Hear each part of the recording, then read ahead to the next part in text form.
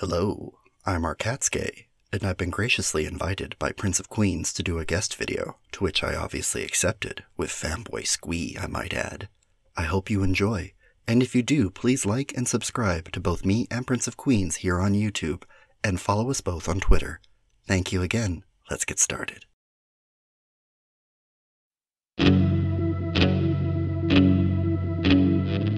Hello, I'm Arkatsuke, and for this video, I'm not going to be responding to a specific article, event, or video, but rather reflecting on an idea that has been coalescing around me for a while now, on why the term gay belongs to men. It's possible you might think I'm being pedantic, exclusionary, or just plain stupid, and I'm willing to take that risk, but I invite you to hear me out and walk with me for a few minutes while I explain myself. Google defines the word gay as a homosexual person, especially a man. That especially is important. For younger viewers, or people who simply haven't been around many homosexuals, this may seem like a moot point, saying that, for instance, lesbians aren't gay. Of course, right?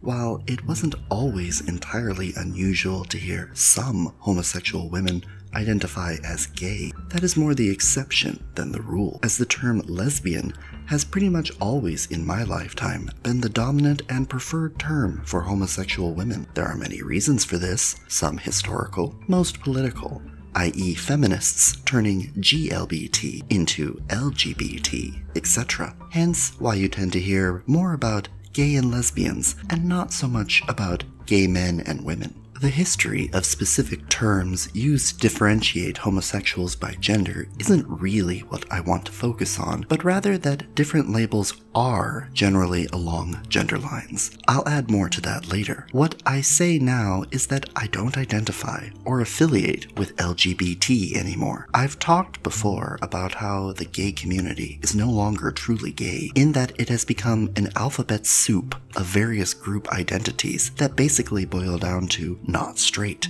But that doesn't sound nearly as noble or important, and intersectionality demands that every group be clearly identified and differentiated so that they may be weighed and judged according to who is currently higher or lower on the oppression totem pole. Shh, don't say that. It's totally about equality and centering different historically marginalized groups. Shh, hashtag stronger together. Shh, hashtag problematic. Shh, hashtag.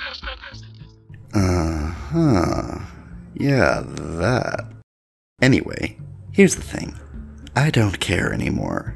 And honestly, I probably shouldn't have ever cared. I'm going to bring in a term that I have talked about before in live streams that I semi-coined, GGTOW, or gays going their own way. This obviously takes inspiration from MGTOW, i.e. men going their own way. The reason that either of these movements exist, and make no mistake, just because there wasn't always a name for it, doesn't mean GGTOWs themselves are anything new, stem from certain men realizing that they have become embroiled in toxic relationships with outgroups that, in many ways and instances, do not have their best interests at heart.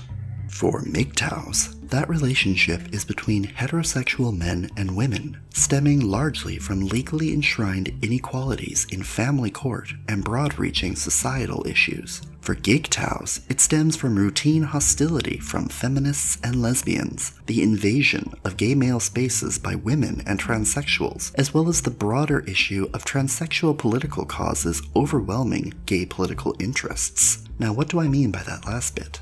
Simply put, trans issues are complicated and unpopular, and I'm sorry to say, have nothing to do with gay men. Oh my god, cats, you're being so transphobic and tribal. You're going to break the rainbow. Silence, our cat's non-binary. This is my YouTube channel. Get your own.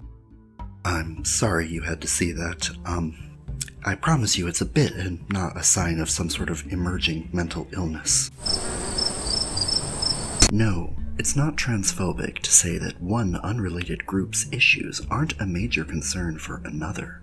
And yes, gay men are a distinct group that don't have much in common with trans people, other than certain common political foes. Many trans people go out of their way to say that they are not gay, and that is rooted in a rejection of biological sex/gender, social constructs, etc. Now, if you want to spend your spare time trying to rationalize gender theory, knock yourself out. But that won't change the fact that it has nothing to do with the vast majority of gays. Most people, in general, do not have gender dysphoria, and if you think being trans is some sort of quasi-spiritual thing that is based purely on your feelings, then you should go back to your safe space, because I will not tolerate your idiocy. Gay issues are anchored in the real world, not in grammatical and genital existentialism. We need to combat the spread of HIV and STIs. We need to make sure that when we call the fire department, they come, not whether or not we feel comfortable with our children playing with gender-specific toys and whether or not the term freshman is inclusive enough. These issues aren't new. Remember the hashtag drop the T? The idea that trans people have their own, very real, but entirely separate issues that don't have much of anything to do with gay people? I do. And you can see it illustrated on a national level by the number of anti-LGBT bills cropping up around the country, in that they aren't anti-gay usually, but anti-trans, i.e. bathroom bills. Does that mean I don't care about transgender people, or that these aren't problems? No, but they are trans problems, not gay problems. They affect a very small number of people in the population, and frankly are not a major concern for most people. You can call me all the phobic isms you want, say I'm a heartless bastard, but that doesn't change reality. Trans people are a specific, separate people with their own distinctive issues, hence why they are trans and not gay.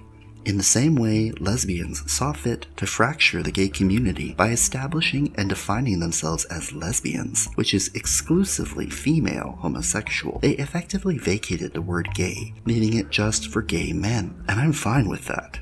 It was pretty much always our word anyway. And if lesbians think that they can have both words, then they are effectively saying that they matter more than men, because do you think they would allow men to identify as lesbians? TERFs, anyone? Now for some clarifications.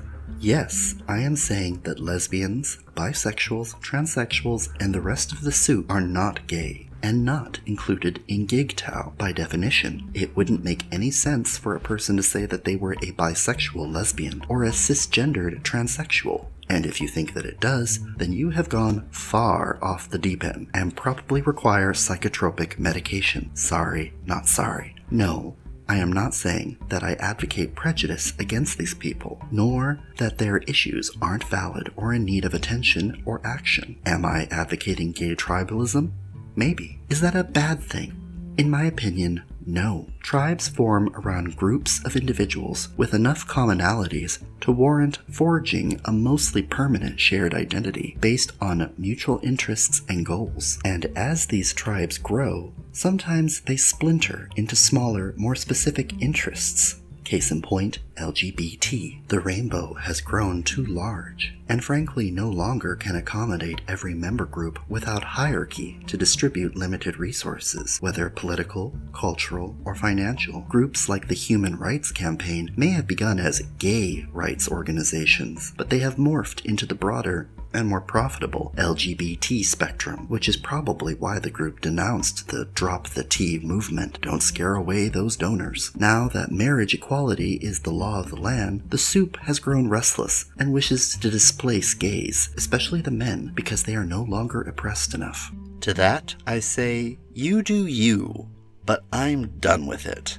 I am a gay man, and I formally renounce LGBTQ+, and reclaim my G for myself and my gay brothers, my fellow GigTows. You may agree with me, reject, or denounce me, but you cannot compel me to believe that the soup values me or my brothers. We have our own problems, our own interests, and frankly, our own culture.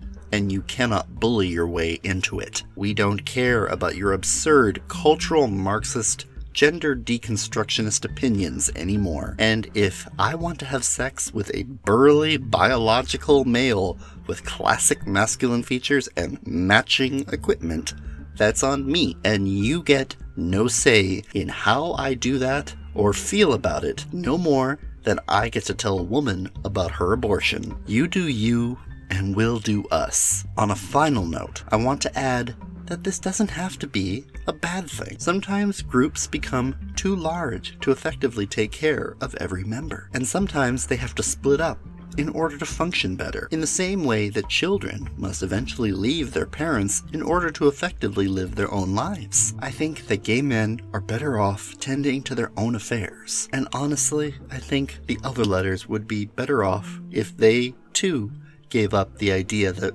we are just one big happy family, with a few little quirks here and there, because at the end of the day, we aren't.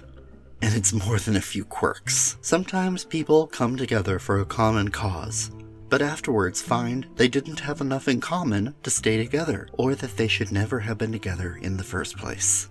Think Yugoslavia or Iraq, nations that were forcibly combined of disparate and at odds groups, then held together by brutal authoritarians that, after their deaths, were too different to remain cohesive and fell apart. But that's me. Either way, I, and I suspect a growing number of other gay men, will be just fine on our own. This has been Our Cat's Gay. Like, subscribe, love it, hate it, you already watched it, you can't unwatch it. Thank you for watching.